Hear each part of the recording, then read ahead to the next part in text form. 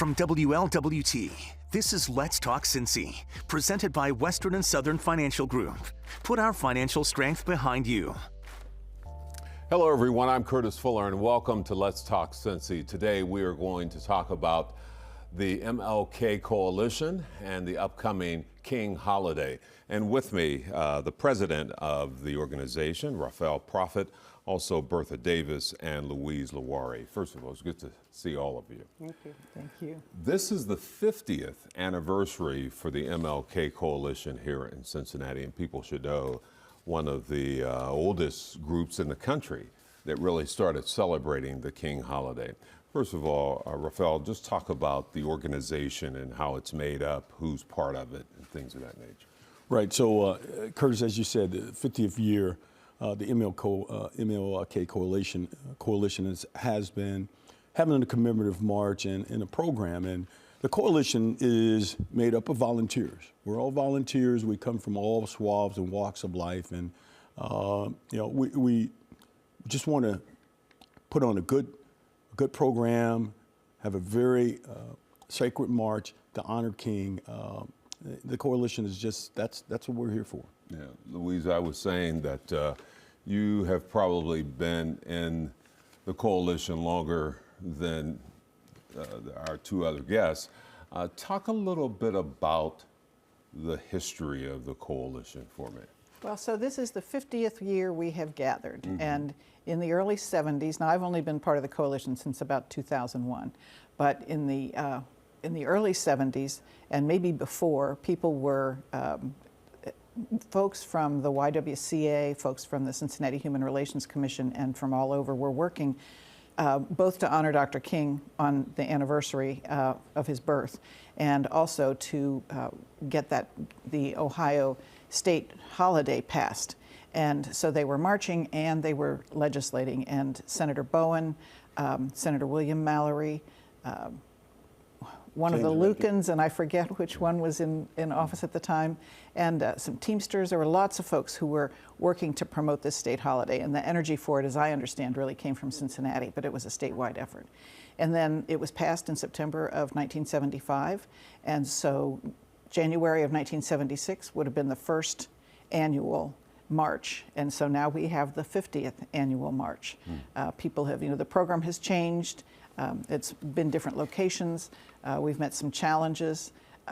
We had a pandemic and we had to do a parade or a car drive instead. But along the way, the MLK Chorale's been part of it since 91. So that's, more than 30 years that the chorale has been singing. We've had truly amazing people on our stage, delivering a keynote address, including Reverend Shuttlesworth. Yeah, he's one of the first who came to mind. I remember that year in particular because he was actually headed to another a speech out of town, and he gave the speech at Music Hall, and then headed to the airport to go someplace else. Wow. Probably Birmingham, but I'm not certain of that for sure. But it's almost hard to believe that we are now 40 years removed from the beginning of the King holiday nationally.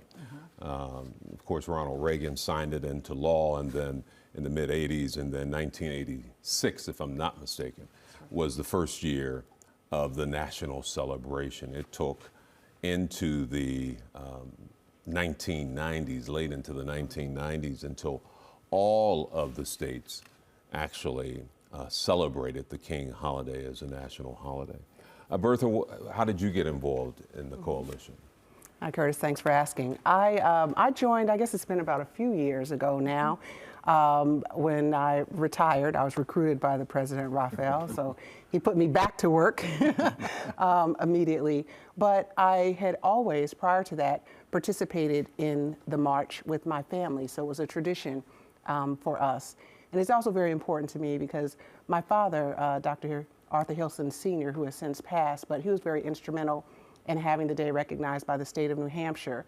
So this is also my way to honor him and his legacy. And it wasn't until recently that I actually started going inside for the program before I joined the coalition. But as Louise had shared, it's just a great time to get together with people who have one singular focus, right? And that is to continue to keep the dream and the work of Dr. King alive. And it's, I hate to sound cliche, but more important now than ever, just to show up as a beloved community, to be around people from different walks, you know, all the greater Cincinnati area, so some folks from Indiana and Kentucky, in addition to our great city here, just coming together, holding signs, remembering the legacy of Dr. King, and then the ability to go inside Music Hall, just to continue that and recommit ourselves. Really, it's an opportunity to recommit ourselves as a collective to the work of Dr. King. And this year it falls on Inauguration Day, and I know there was concern whether it should be held that day or not, and we're going to talk a little bit about the logistics of that day. There are a lot of other programs taking place on the King holiday and that weekend leading up to it, as you know. So we're going to take a break and then come back in a moment.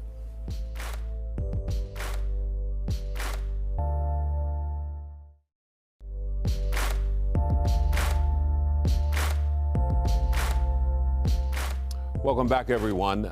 We are talking about the upcoming King holiday, which is January 20th, Monday, January 20th, always the third Monday of January. 3 members here from the MLK Coalition here in Cincinnati that is now celebrating its 50th anniversary.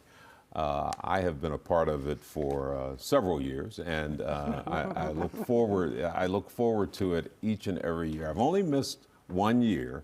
That was last year, I guess I missed, 2023. But let's talk about the logistics of the program, because the march actually starts at the Underground Railroad Freedom Center. Right. And so if you'd like to talk about that, Bertha, if that's okay? Sure. So at 10:30 a.m. at the Underground Freedom Center is where we'll start with an interdenominational prayer, get folks ready to go. Those who are unable to make the march, the Metro is providing a Rosa Parks bus so they can get on the bus. We'll have some hot chocolate. Folks, we encourage you, make some signs reflective of Dr. King, and come with your family, your church, your community. Get together, huddle close, stay warm, and then we'll march right on to Washington Park, which is where we'll then, once in Washington Park, we'll have a few remarks and maybe a few surprises. Just briefly, because we know folks are standing out in the cold, but we will, your hearts will be warm and we'll take you.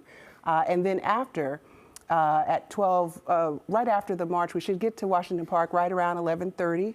Last year it was really cold, so they were moving fast. Yeah. I think they got there in probably record time. But after that, if you go into Music Hall, what you'll be greeted with, there'll be various tables. The library will be there, some representatives from the local hospitals, so things that are really important to our community to understand about your health. We will have a table there, the coalition. And so you'll be greeted there with that. You'll probably hear some drums and music from Baba Charles and the Samba Band going on the inside. And we'll get started at noon on the inside with the program. So it is open, free, open to the public, suitable for all ages.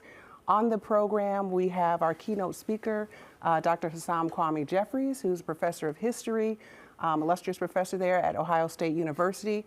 We have some new performers this year. Really excited to have the Bootsy Collins Foundation, their Superheroes program, something that we have special for the kids. And all of the children present will be able to be involved. And then we'll also have some of them up on stage. So we're really excited about that. We'll have some steppers. And as Louise mentioned, the MLK Chorale. I'm excited. I know they have been in rehearsals. And one of the things I'm excited to hear them sing is Total Praise. Oh, wow. Gospel Great. Classic, if you can imagine.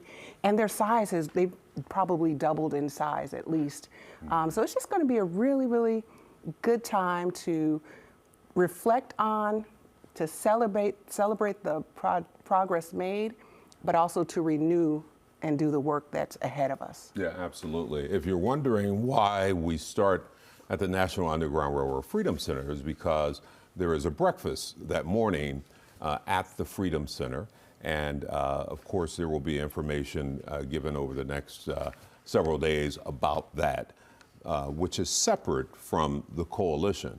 However, you guys have partnered over the years to try to coordinate the efforts of that morning.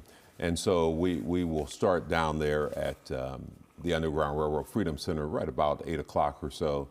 We'll have the program. It ends right before the march begins outside the Underground Railroad Freedom Center, and then you put on your walking shoes. And it's always a lot of fun. The march itself is has always impressed me because, as you mentioned, people from all over the area come together for this one moment. And I think fully understand the purpose of marching. Yes, it's symbolic. Of course it is. But it's necessary to show that solidarity.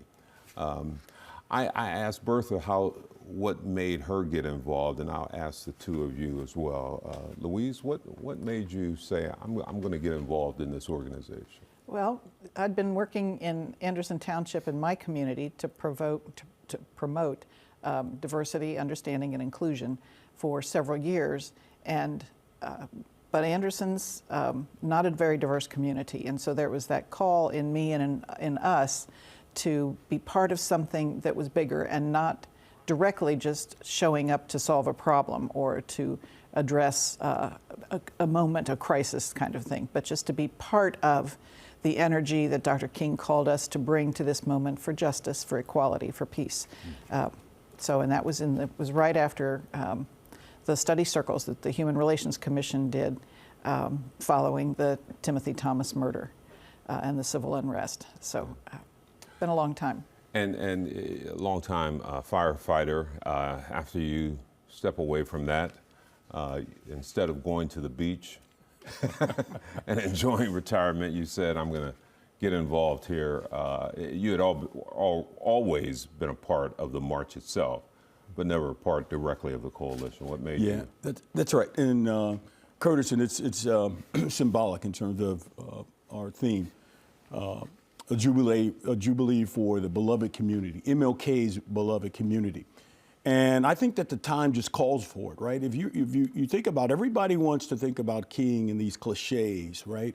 But there's a radical part of King that talks about creating the beloved community, a book that you actually referred me to, Strength of Love, where it talks about you have to have a tough mind, the mind of a serpent, but the heart of a dove. And these times call for it. We have some serious issues that we need to get at, and I think the coalition is a good way of projecting or bringing those issues to the forefront. And it's going to take a tough mind.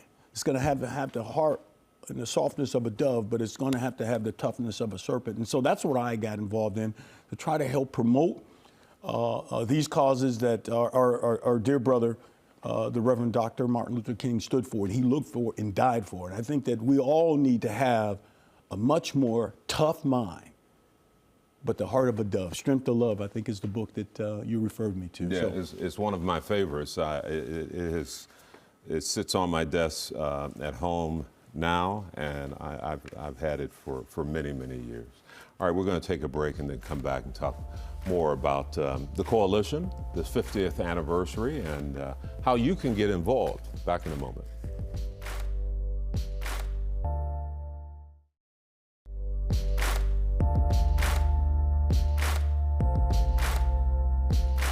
Welcome back, everyone. You know, you were talking about the book Strength of Love, and I was thinking, you know, here it is, 2024.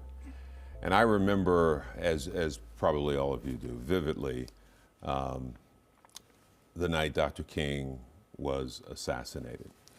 It was a Thursday, actually. I was only 11 years old, and I remember the announcement coming over the screen and immediately going to my mother and saying, they said Dr. King was killed. And shortly thereafter, it just seemed like things erupted. I grew up in Pittsburgh, as most folks know. and everything just erupted. I mean, and that happened in Pittsburgh, Detroit, here in Cincinnati, all over the country. The National Guard. Imagine as a kid seeing the National Guard line up in front of your home. I say all of that because we do wonder sometime how far we've come and how much further we have to go. And that's why the coalition is so important. People could get involved. This is a year-round effort.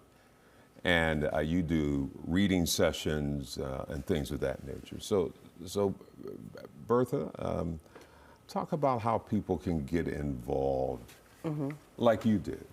Yeah, sure. So a couple of ways. One, from the march and the program standpoint, show up. Show up.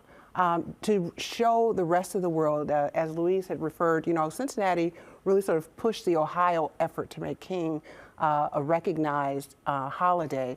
We want to continue being at the front and letting the world know that we stand together as it relates to the work that we have to do, which is to keep the legacy and dream of Dr. King alive.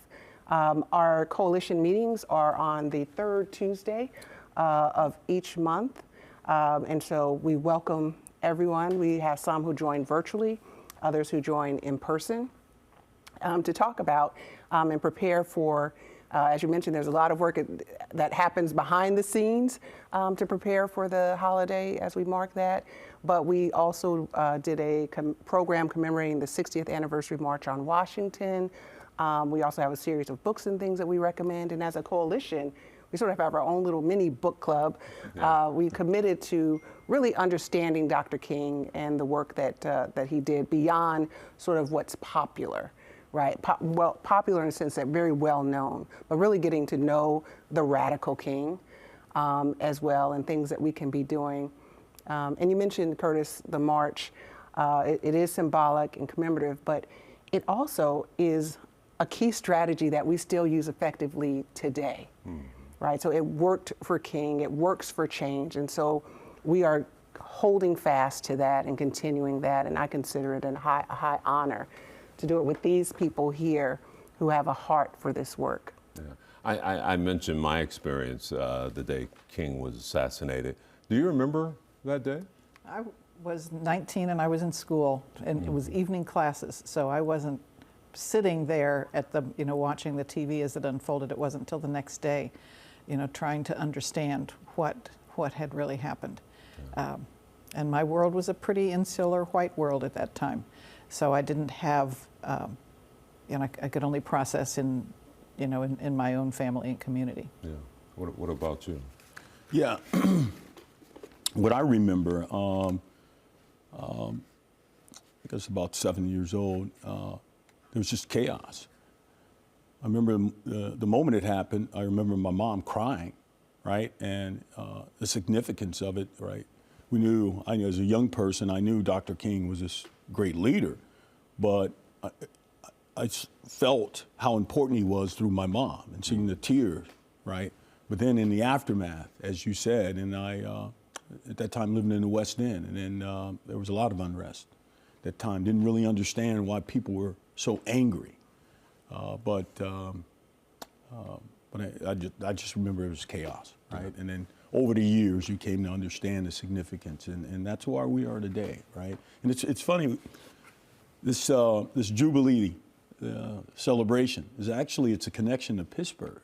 In 1960, Dr. King spoke in Pittsburgh at this Jubilee, and that's where our title, our theme came from, right? And so there was a connection to Cincinnati and Pittsburgh with King, who he visited, because there was a lot of, they were forbidden from the South, a lot of southern cities, and so they came to the North to advocate, and so there was a connection with the Midwest. But hold that thought. I'm going to take a break, and then we're going to, I want to talk about that connection, the Cincinnati connection to King, a very powerful one. We'll be back in a moment.